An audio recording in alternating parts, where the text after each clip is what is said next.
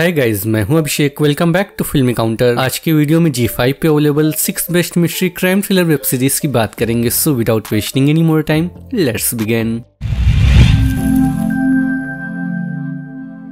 हमारी लिस्ट के नंबर 6 पे है क्राइम ड्रामा सीरीज लाल बाजार। देखिए क्या हालत की है इस बच्चे की।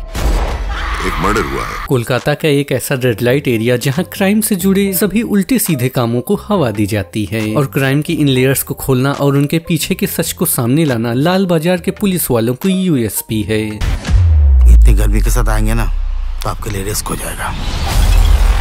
लाल बाजार का हर एक सीन आपको एक अलग किक देगा जो आपको लास्ट तक बांधे रखने में कामयाब होगा। साथ ही जबरदस्त सिनेमेटोग्राफी और शूटिंग लोकेशंस इस सीरीज का प्लस पॉइंट है। अगर आप थ्रिल, सस्पेंस और क्राइम ड्रामा के दूसरे लेवल को टच करना चाहते हैं तो ये सीरीज आपको जरूर देखनी चाहिए। आप हो कौन? लाल बाजार। हमारे लिस्ट के नंबर 5 पे है crime thriller web series the charge sheet. Siraj जैसे होनहार खिलाड़ी की मौत हम सबके लिए एक निजी नुकसान की तरह है। ये खूनी जल्दी पकड़े जाएं और उन्हें कड़ी से कड़ी सजा भी मिलेगी। द चार्ज शीट 1980 के दौर में इंडिया को 8 बार गोल्ड मेडल दिलाने वाले उत्तर प्रदेश के प्रसिद्ध Commonwealth badminton player Siraj Malik का बेदर्दी से खून हो जाता है, जिसके पीछे देश के बाहुबली नेता का हाथ होता है। इसके बाद CBI ऑफिसर विदुर मेहरा को बुलाया जाता है। अरे इतना मत कुटवाइए सर, कहीं ऐसा ना हो कि हम लोगों को चार्जशीट की जगह पोस्टमार्टम रिपोर्ट बनवाना पड़े। शिराज मलिक की हत्या के बारे में क्या जानती है? जितना हम जानते हैं उतना कोई नहीं जानता। जिनके जांच का लेवल देखने के बाद आपका दिमाग 100 मीटर की स्पीड से दौड़ने लगेगा। ड्रामा के अलावा सीरीज में मर्डर मिस्ट्री से लेकर रोमांटिक लव सीन्स भी डाले गए हैं, जिन्हें बेहतरीन ढंग से स्क्रीन पर उतारा गया है। ना तो कोई पुख्ता सबूत है और ना कोई गवाह। ये केस एक बेतुका केस है और एक राजनीतिक षड्यंत्र है। हमारे लिस्ट के नंबर 4 पे है suspense thriller web series Naxalbari. फाइका वाले माइनिंग का बड़ा प्लांट लेके आ रहे हैं इधर। आज इस वक्त हम गढ़चिरौली से फाइका को वापस भेजेंगे। सीरीज की कहानी महाराष्ट्र के एक नक्सल प्रभावित क्षेत्र गढ़चिरौली से शुरू होती है, जहां के MLA और कुछ अन्य लोगों को बम से उड़ाकर मार दिया जाता है। इस कांड में एक नक्सली नेता का हाथ होता है। गढ़चिरौली में जो नक्सल बढ़ रहा है उसे रोकने की जिम्मेदारी राघव गांधी और उसकी टीम को दी जाती है। 50,000 करोड़ का इन्वेस्टमेंट लगा रहा है फाइका, लेकिन सिर्फ हमारे लिए नहीं, आपके लिए भी। ये हमारे जल, जंगल और जमीन की लड़ाई है। उनका यह मिशन बहुत ही खतरनाक है, जिसमें उन्हें अपने करीबियों तक की जान जोखिम में डालनी पड़ती है। तमाम मुश्किलों के बावजूद राघव की टीम गढ़चिरौली से नक्सल कैसे दूर करेगी, ये आपको सीरीज में देखना होगा।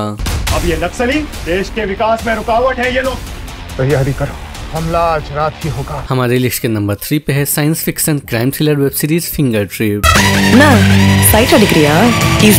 हम सभी एक ऐसी दुनिया में रह रहे हैं जो टेक्नोलॉजी से घिरी हुई है। हम समय के साथ साथ तकनीक पर अधिक निर्भर होते जा रहे हैं। Finger trap web series technology के डार्क साइड को दिखाती है। Wow Rekha, you looking fantastic. Nice try. इस सीरीज में दिखाया गया है कि कैसे सोशल मीडिया ऐप किसी की जिंदगी तबाह कर सकते हैं। यह वेब सीरीज इस बात की ओर भी इशारा करती है कि क्या होता है जब तकनीक हमारे जीवन को बर्बाद करने लगती है। I'm seeing a lot of patients these days with the same problem. हमारे लिस्ट के नंबर 2 पे है suspense web series God of Dharmapuri. इस राज्य के पीछे होने की वजह सिर्फ यहाँ की निरक्षरता नहीं है, यहाँ का सामंतवाद है। और उसकी फैमिली पावर में आने के बाद पैसों और गुंडागर्दी की आड़ में धर्मपुरी का भगवान बनना चाहते हैं और वो ऐसा करने में काफी हद तक सफल भी होते हैं, लेकिन बाद में प्रताप के अपने ही उसकी बर्बादी का कारण बनते हैं। हम नई जड़ हैं, इसलिए हमें नया रास्ता बनाना होगा। बदलाव बोलने से नहीं आता, लाना पड़ता है। स्टोरी काफी बेहतरीन है, जिसमें सत्ता के लिए अपने ही अपनों को मारने के लिए तैयार हो जाते हैं। साथ ही कैमरा वर्क और विलेज एरिया की लोकेशन कमाल की है, जो आपको अपने गांव की याद दिला देगी। बड़े बड़े पहाड़ों के भी एक ही चोट से टुकड़े हो जाते हैं। बताओ वो ताकत आती कहाँ से होगी?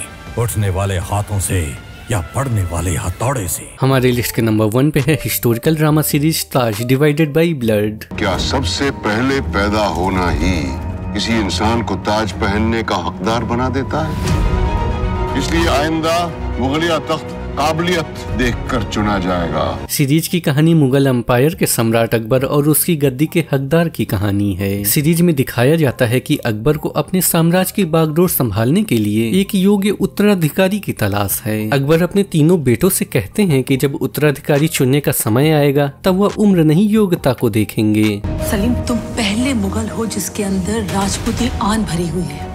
तुम हिंदुस्तान के सबसे महान शहंशाह बन सकते हो। समस्या यह है कि तीनों में योग्यता अलग अलग है, लेकिन सत्ता की भूख सबके अंदर बराबर है। राजकुमार सलीम की रुचि कला और शाही जीवन शैली में अधिक होती है। राजकुमार मुराद का मानना है कि सिंहासन केवल उसका है। राजकुमार दनियाल को एक ईमानदार व्यक्ति के रूप में जाना जाता है, लेकिन ऐसा कतई नहीं है। सम्राट अकबर के तीनों बेटों के बीच मुगल सिंहासन पर बैठने की लड़ाई होती है। जहाँ पनाह ये तख्त की लड़ाई भाई भाई के रिश्ते को खत्म कर देगी। मुगलिया सल्तनत को आगे वही ले जा सकता है जो गुनाह और लालच से दूर हो, आप जैसा कोई।